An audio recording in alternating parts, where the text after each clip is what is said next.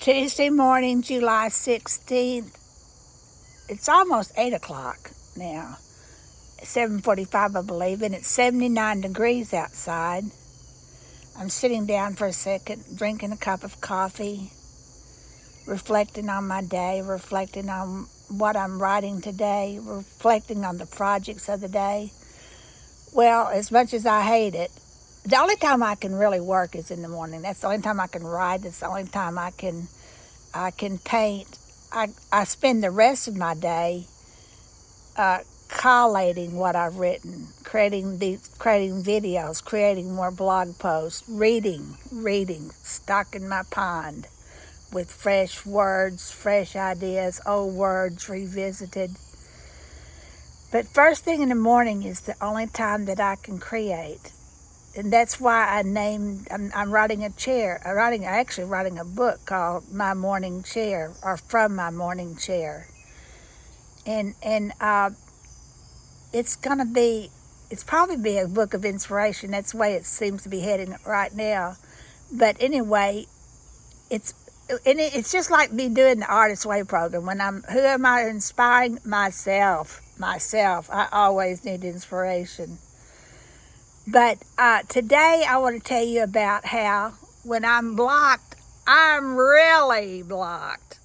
I can't think of solutions for problems.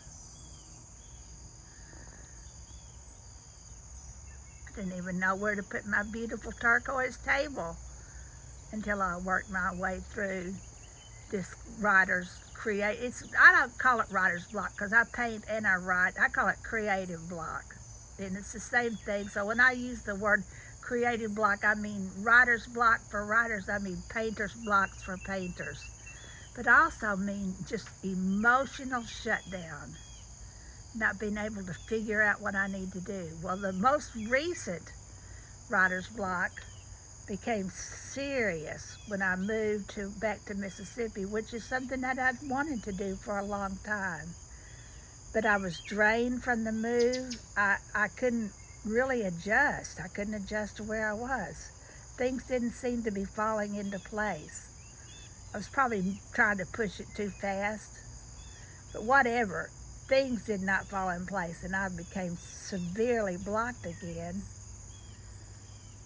And then I never unpacked all my boxes. I didn't unpack my art supplies until a couple of weeks ago when I started painting again. I just looked at the weather. It's supposed to rain on Thursday and then again on Saturday. And maybe I'll get some painting done during those days, but there are so many other projects that I need to do inside. So what I do when I paint, because I have to let layers dry, is that I paint a little bit and clean a little bit. But guess what? I've been here a year. I could have been doing that cleaning when I wasn't painting at all, I wasn't writing at all, but it doesn't work like that for me. If I'm blocked, I am just totally shut down. So let me tell you, I'm going to show you, I'm going to have to get up, so listen to me groan as I come up out of this chair. I'm going to tell you what came to me yesterday. One of my biggest problems in my yard is that, well, one of the biggest blessings is that I use cardboard for everything. Cardboard is free, especially if you're an Amazon shopper. You get a new stock of cardboard every day and it mounts up fast. But the cardboard lies around in my yard until I use it, and what is trying to become beautiful looks like a cardboard crap pile. So I decided I needed someplace. I don't have room to store it inside. I've tried that, and my back porch looks like a war zone. But I've decided, see how that looks better than it's been looking? Because I've moved all these boards, all these boxes to another place. I'm going to show you where I've moved it. Come here and look down this tunnel, which is kind of ugly, but this is the work side of my garden. At the end of this tunnel, I have a little space that was originally a pop-up greenhouse. I became frustrated with that greenhouse idea because it wasn't cute. So I threw the tarp under the soil.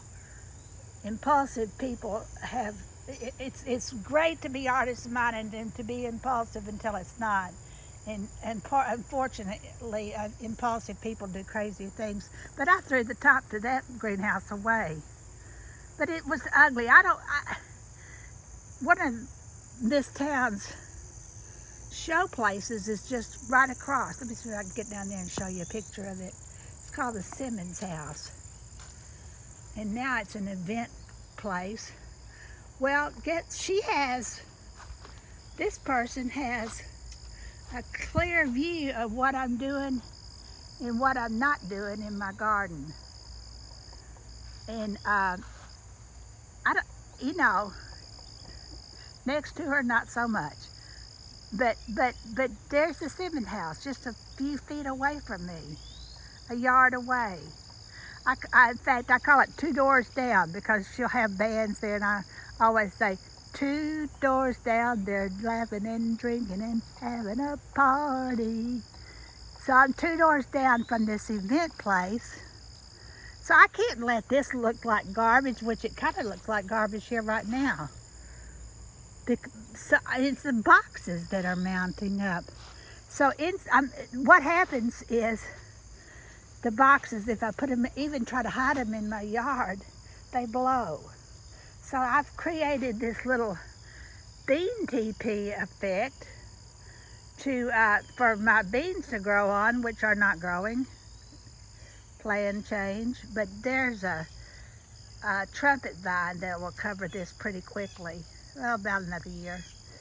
But this has a little cage-like thing that'll keep my boxes from blowing on everybody else around. Quickly enough, it will be covered with vines. I don't care if the boxes get wet. Using boxes in the garden is kind of like making paper mache without the glue. What you want is for the boxes to get mushy.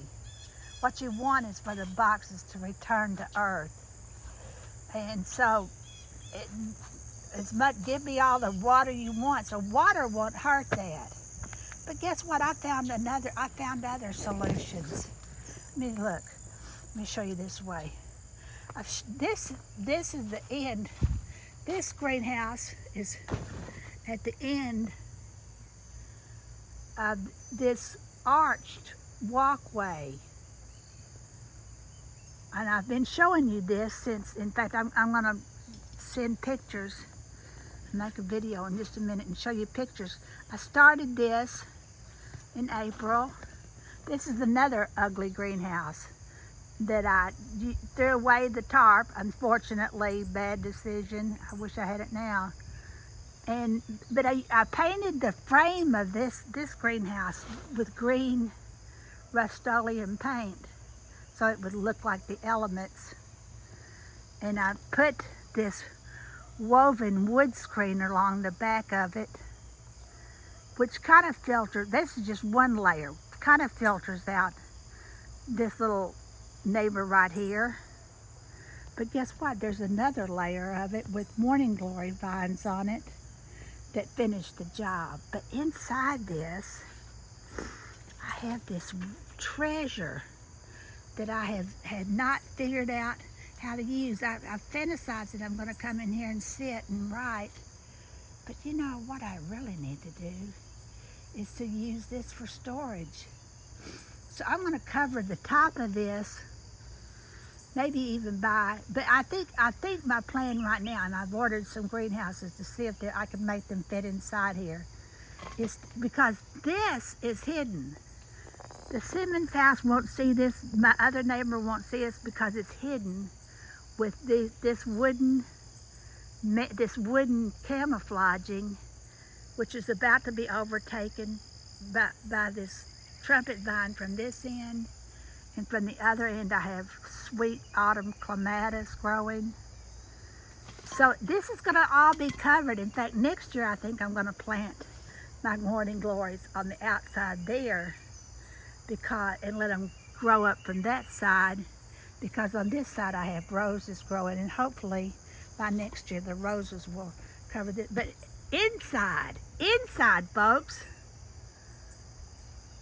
because I finally woke up and smelled the coffee, I realized that this is a great place to create outside storage space. So I'm going to put little greenhouses inside this area, and if they won't fit, but I'll make them fit. But if they don't fit, I'm going to buy another arched greenhouse with cover and put it here. I'll have to wait until spring, till everything dies back down again. But this is going to become a storage building for outside things, like the thousands of pots that are trying to claim space inside, like the bamboo poles that look like rocket ships. No, they look like bamboo poles. Garden tools.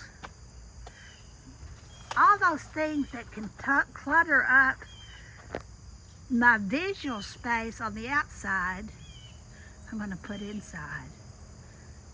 And I'll keep you posted on this idea.